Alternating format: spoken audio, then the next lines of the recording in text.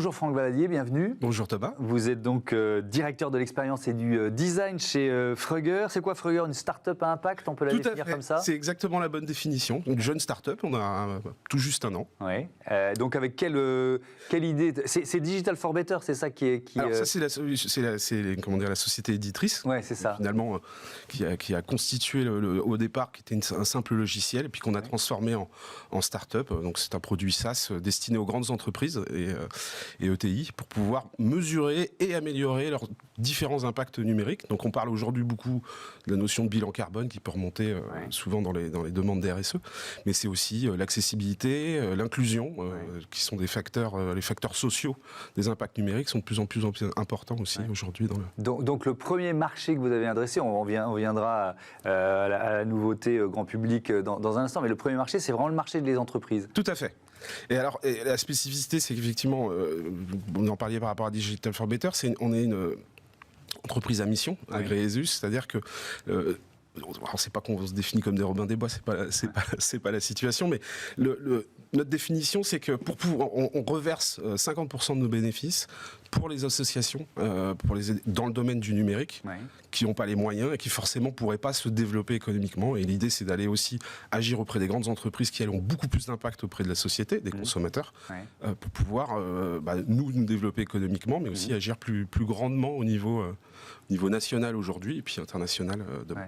Donc on est vraiment dans le domaine de l'économie sociale et solidaire. Peut-être un constat sur les chiffres de l'empreinte environnementale du numérique. 730% d'augmentation des émissions carbone dues au smartphone en 10 ans. 88% des Français qui changent leur téléphone alors qu'il fonctionne encore. 15% des téléphones collectés pour être recyclés. 15% seulement. Est-ce que cette empreinte, je reste sur le constat avec vous, est-ce qu'elle explose vraiment ou est-ce qu'on commence à amorcer un repli?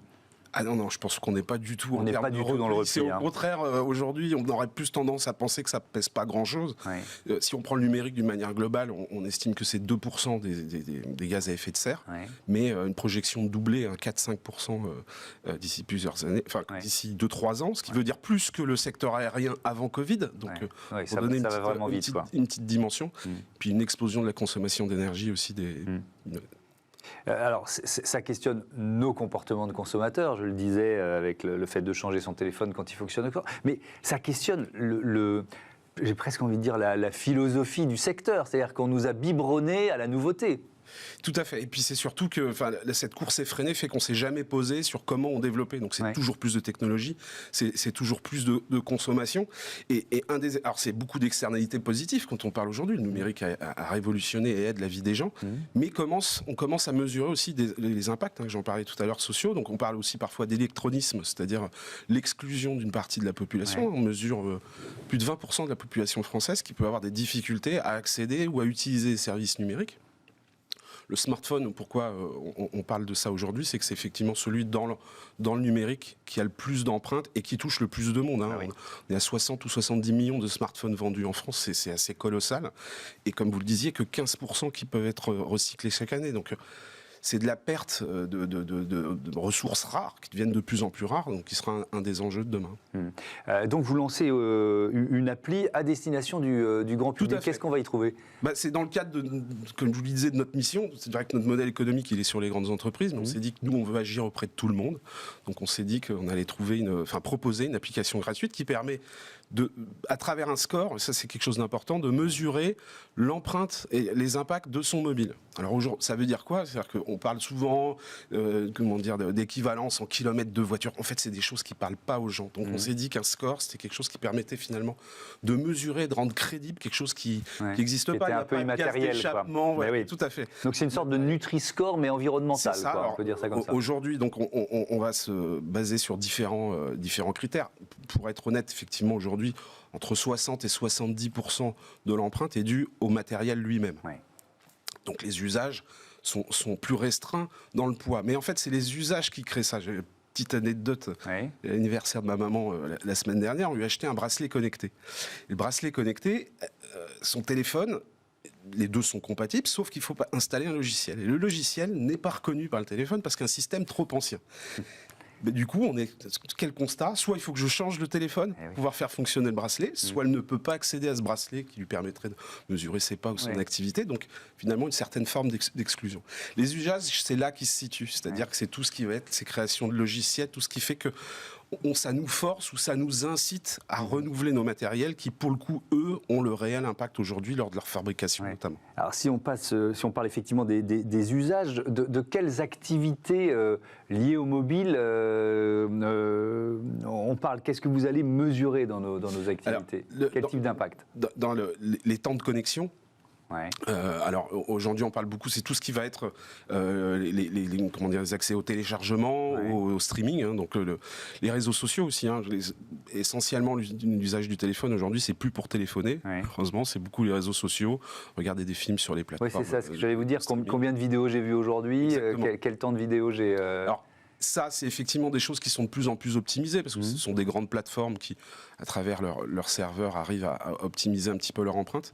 Mais encore une fois, c'est à chaque fois qu'on travaille dans ces nouveautés, on va chercher, tirer des services qui, eux, ont un impact totalement invisible en bout de chaîne, finalement, ou en début de chaîne, plutôt. J'ai vu qu'il y avait un indice environnemental, un indice social, un indice de sobriété.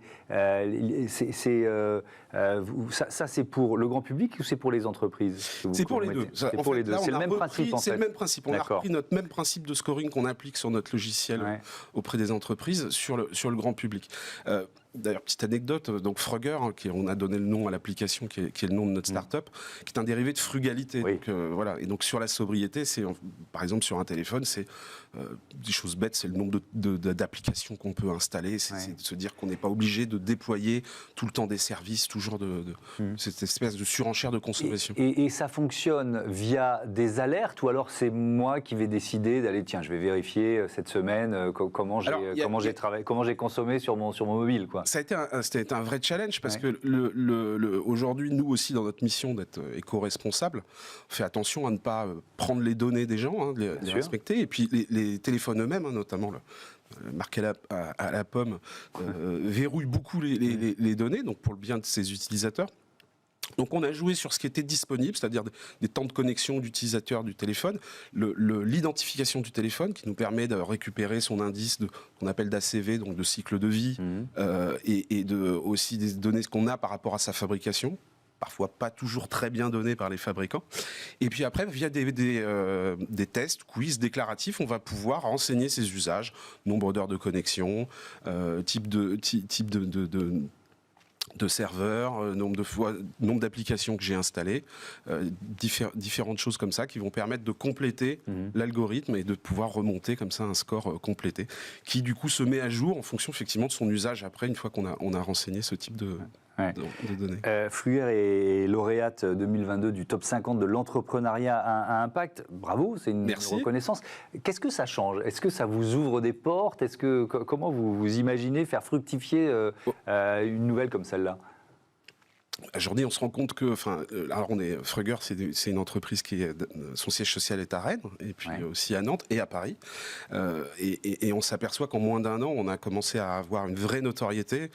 Au départ, au milieu des associations numériques, et puis de plus en plus sur le niveau national et grand, et notamment avec le lancement de cette application, beaucoup de reprises médias ces derniers temps. Donc ça nous permet finalement de montrer qu'on est là, sur la place des smart tech, des startups. Et puis je reviens à la partie entreprise, à votre premier métier en quelque sorte. Est-ce que vous êtes porté par la réglementation également? Quand on voit par exemple la loi AGEC, est-ce que vous sentez un mouvement dans les entreprises qui fait qu'elles cherchent des moyens d'évaluer l'impact? C'est la réglementation qui sera le vrai levier de changement. Vraiment.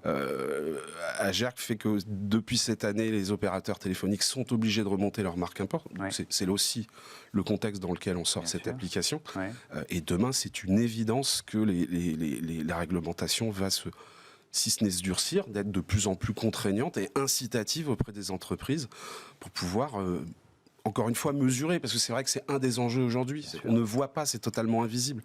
Et puis après, avoir les outils pour pouvoir améliorer leur sujet. Enfin, on commence à déjà travailler avec de très grands groupes français qui sont déjà sensibilisés et qui se projettent effectivement dans ces notions de futur où ça va devenir de plus en plus important. Merci beaucoup. Merci, Thomas. Franck Valadier. Bon vent à Fruger. On passe à notre débat. Tiens, on reste dans l'univers de la Tech for Good pour y parler de la place des femmes.